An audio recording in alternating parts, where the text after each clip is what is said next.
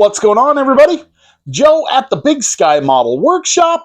Back again. We've made it to the middle of yet another week, and you know what that means. It's time for a What Did You Buy Wednesday. For those of you who are new to my channel, and there's a whole bunch of you, thank you and welcome. Hope you enjoy what you find here. What Did You Buy Wednesday is all just about stash ads. And no, you don't have to buy something every week. You don't even have to buy it on a Wednesday. Bought it on a Monday afternoon, a Saturday evening, does not matter. All it matters is that you got something to share. Don't care if you bought it 2 days, 2 weeks, 2 months, or 2 years ago. Don't care if you bought it on Amazon or at Walmart. Maybe you found something when your wife drug you shopping at the craft store. If you found something cool, post it up. Maybe you got a killer deal on a kits from Marketplace or a yard sale, estate sale, auction, swap meet, model show season. Maybe you found some cool stash ads from the latest model show. Post them up. You never know when your stash ad might inspire somebody. Did you buy some cool 3D printed parts? Share with the group. Did you buy some 3D printed files? Share those too. That's a stash ad too. Doesn't matter whether it was paintbrushes and toothpicks from the dollar store or the latest new release kit you couldn't wait to get your hands on. Just post them up, because you never know when that stash ad of yours might inspire someone else. I have bought more than a few things based off of your What Did You Buy Wednesdays. Things I didn't know existed until you guys shared them. Kits I forgot about until you guys shared them. Keep it coming.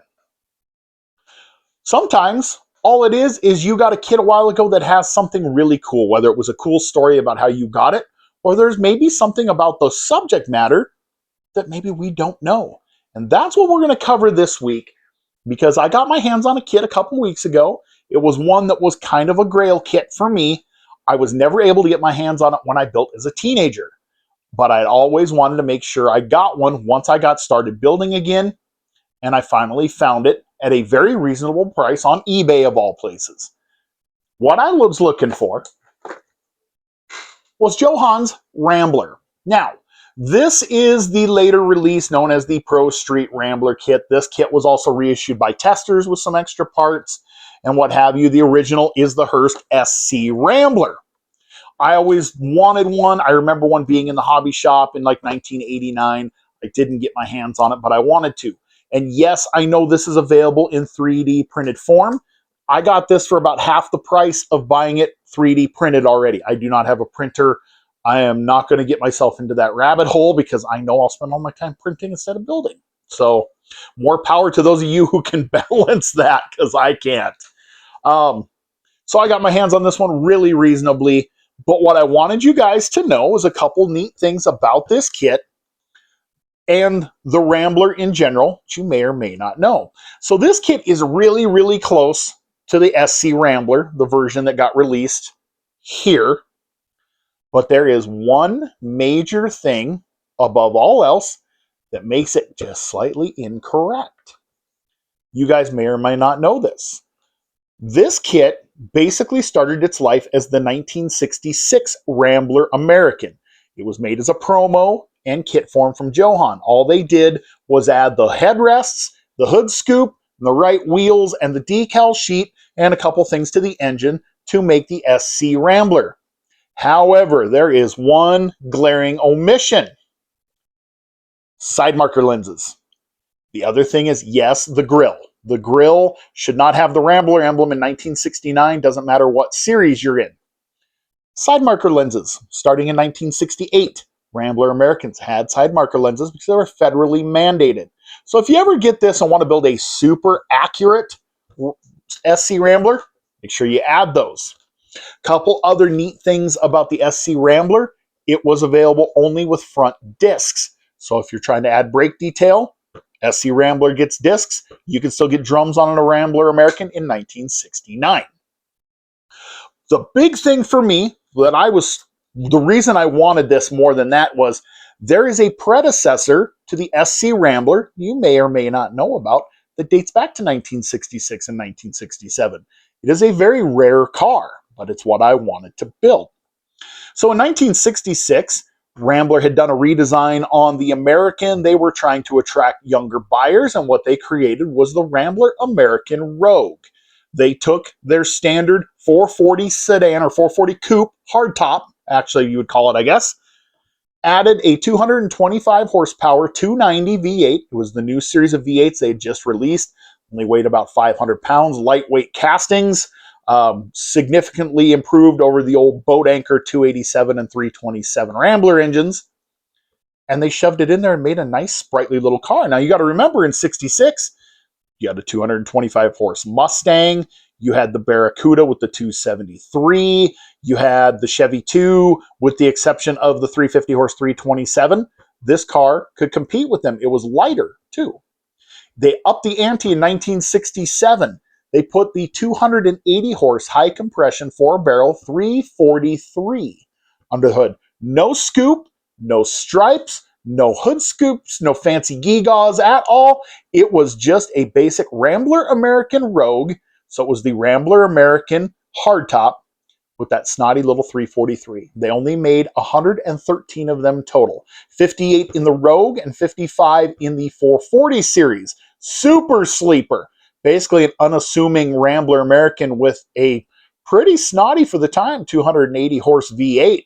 That led to the SC Rambler 2 years later, where they took the 390 that was slated for the AMX and the Javelin. They added a cool scoop. They had two different cool paint schemes, and they made about 1,500 of those cars. They would run the quarter mile in 14 seconds off the showroom floor.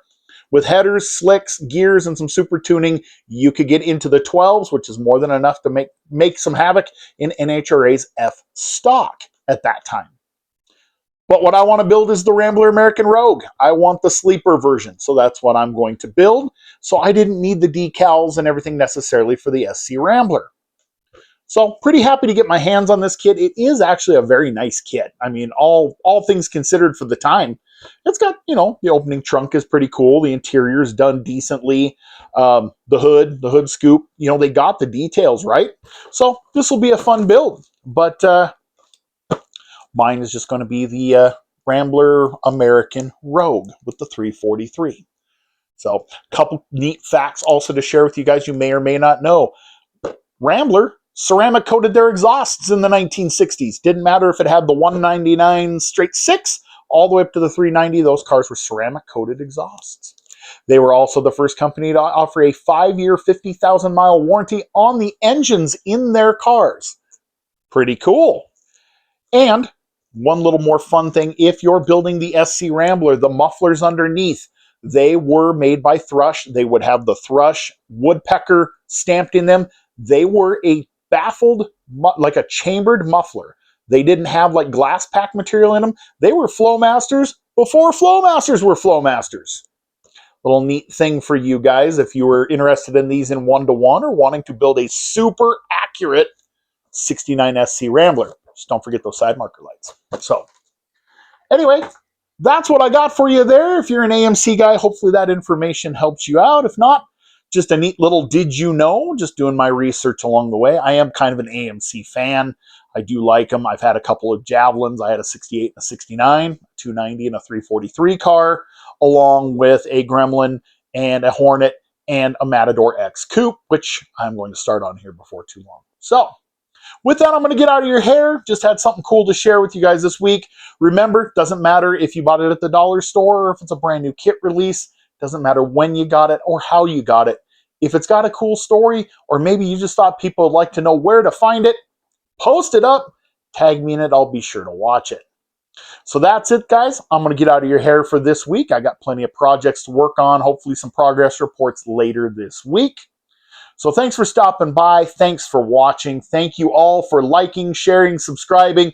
Thank you for tagging me in your What Did You Buy Wednesdays and for everything you do. Hope you've had a great start to the week, and I hope the tail end of the week treats you really, really well. With that, thanks again for stopping by. God bless you, and I'll catch you on the next one.